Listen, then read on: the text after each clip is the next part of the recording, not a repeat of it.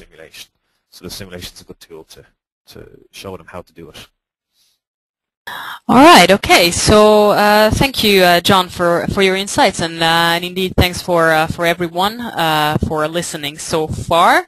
So actually, looking at the clock, we seem to be coming to the end of our webinar. So I'm going to wrap it up with some next steps. So at this point, of course, we'd be really happy to kind of give you a deeper look into any of our games through kind of a one-on-one guided demo. So if you're interested, just drop us an email or at contact@cesim.com, as you can see on the screen, or get in touch with us through any of the social channels that you can see there. We'd be really happy to sort of walk you through and answer kind of any questions that you may have.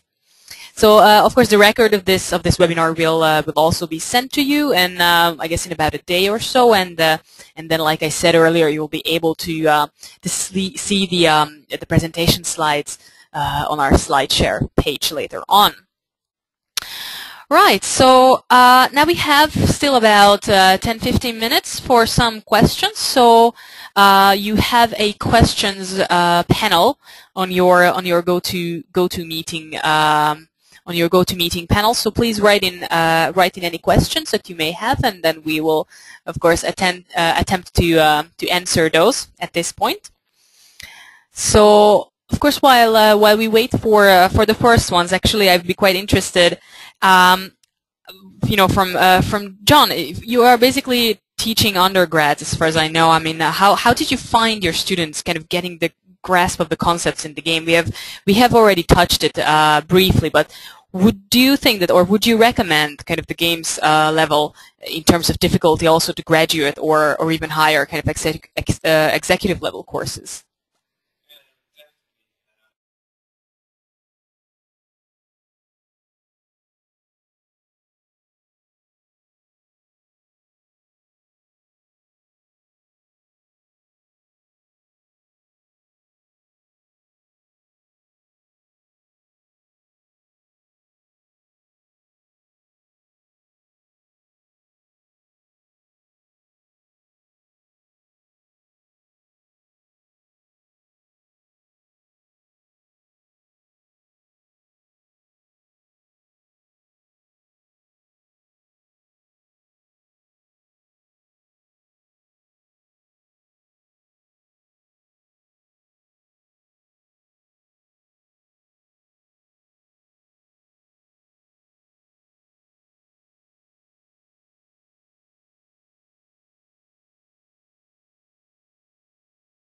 Right, right.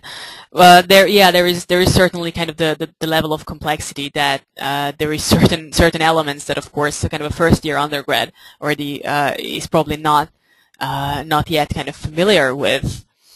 Right. So, what about, we were also kind of talking about the kind of the likelihood of students really getting bogged down with the game mechanics themselves. So, as opposed to learning the goals. Do you have any advice, or how do you deal with that kind of situation in the class? Yeah, I was just looking at the last question. I'm not too sure that everybody heard me there. I still might have had my mic on mute, so I'm sorry about that. But I'll cover both questions now. So in terms of the very first question, where would I use, or what year would I use the simulations? I said that the sim brand's more undergrad. Could be used even within a first-year course. Global Challenge more for later years in undergrad, so third or fourth year, or for masters or MBAs. Because the difference between the two would be that the Global Challenge would be much more long-term and a strategic model, whereas SimBrand, although very good, would be a little bit less strategic and wouldn't require so many financial figures. But yeah, you mentioned then the second question, which I'm coming to now, which was the fact that do they get too focused within the game mechanics? It can be the case at the very beginning that the students get very focused in on the game mechanics and how do they maybe try to beat the system, but very, very quickly they understand that they can't do it, and they understand that once they try it out and make the mistake that they're not going to try it again, so they learn it that way. but also they learn it from me because I'll have my practice rounds. So as I mentioned earlier within the simulation, the 2 practice rounds really help to cover any sort of confusion that might occur within the simulation, and also it covers the students trying out decisions and seeing how it works. So they might try something a little bit radical and in the practice round, and they'll see, okay, here is the results of it. So for example, my students can be very, very coy. They may not put in their strategies in the practice round, so they might just try out something just to see what happens because they don't want to let others know what their strategy is. Okay, thanks. Actually, we seem to have now a question here. There's a question to John. How much time do students have for running the simulation? What is the minimum period in weeks for using the game? Laura is asking this. Yeah, it really depends on the teacher how many rounds you want to run. My recommendation is to run at least around seven rounds. And I tend to run 7 rounds, depending again on the teacher. You could run 7 rounds plus practice rounds and theory and do that within about a 7 to 8 week course if you wanted. And that would mean that in each week, towards the end of the weeks, you might have to have 2 decision rounds within a week. But if you wanted to stretch it out, and you had a longer period, so for example, sometimes I have semesters within our school, so I would run it over, say, 12 or 13 weeks. I would run about 9 rounds. I'd have 2 practice rounds, and I'd have some theory. So it very much, you can break the simulation up and decide how many rounds you want to run yourself, or how slow or how fast you want to run it. But I would say easily you could do 7 rounds, theory, reports, etc., within at least 7 to 8 weeks.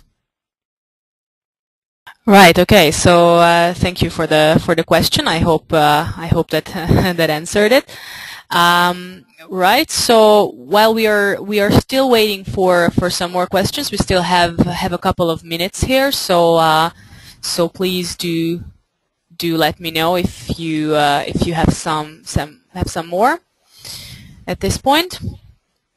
Right. Other than that, I think that. Right. So basically, a bit more about the assessment. So you were talking about kind of reports that your students need to make. Can you elaborate, for example, on just what would one report typically contain? One first report and then a final report. Sure. I would tend to structure what I would call an outline report. So for Global Challenge, it would be an outline report. They would need to put together the basic strategies that they're going to use to be number 1 in the simulation. So they would do, for example, a SWOT analysis of their team and of their business. They would use Porter's 5 forces, and they would set out their plan on how they're going to win in the simulation. So they would decide how much research and development they're going to do, whether they're going to invest in factories, what technologies they think would be best to launch. So they would basically give this outline report or a business plan for how they're going to run the business and become number 1 in the simulation. So that will be sort of the outline report. So they have a number of theories that I would say, okay, you need to cover SWOT analysis, you need to cover PESTLE, you need to cover Porter's 5 forces, you need to cover critical analysis. So they'd do that, and that would be their outline report.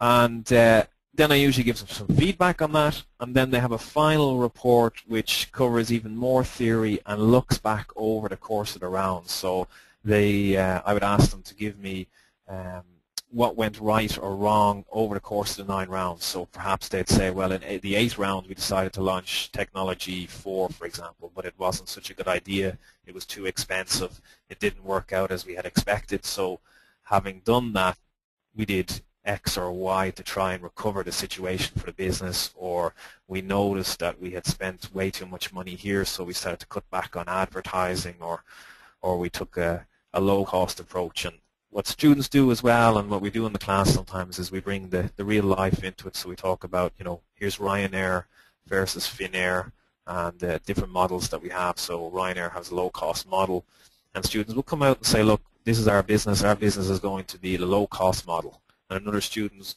team might come out and say, look, our initial plan is to be the premium business. That's our premium strategy. We're going to be the first to launch new technologies, first with new products. And then they see how that goes and what happens and how their strategy maybe changes, or the tactics, or maybe problems that occur, or something happens within the simulation, so a new something within the marketplace, a recession, for example, how that impacts the decisions, and they talk about it and mention in the report. Right. Okay. So, okay. Would love to have some more questions, of course, here, but I guess then we will it will be me. It will be me once more. I was actually curious when you were talking about the final feedback session. Is that kind of in a format where you talk kind of one-on-one with the group, or is it kind of the whole class altogether? Yeah, it could be either, but I tend to try and run it within each group. So I'd have my class split into group meetings. So I'd have about 20-25 minutes with each group, depending on the group size. So there I would say to the students, okay, here are your results. Here's the results of the simulation. Tell me about it. What went right? What went wrong? What theories did you find useful? What did you do? And the students will tell me, okay, look, we went for the low-cost approach like we mentioned earlier, and we tried this and we tried that, but we noticed it wasn't working, or we introduced a different tactic, or we noticed another team had more success with a different type of tactic. So they'll talk me through how they made the decisions that they made and what they learned from it. So quite often the feedback session, I don't have to do a lot of talking. I usually end up just agreeing half the time with the students, saying, yeah, okay, you did do that wrong, and yes, you did do that right, and yes, you could have maybe focused more on this area. And they get the opportunity then to tell me, you know, how they understood the theories and how they put them into practice. Right. Okay. I think that kind of in connection to that, and I think we can sort of conclude it with this last question. This has come up with some other teachers during my discussions, at least. Have you ever used incentives, or have you ever incentivized kind of winning the game? Obviously, you know, apart from the fact that you learned something, but have you found using incentives, or have you ever used incentives with the game?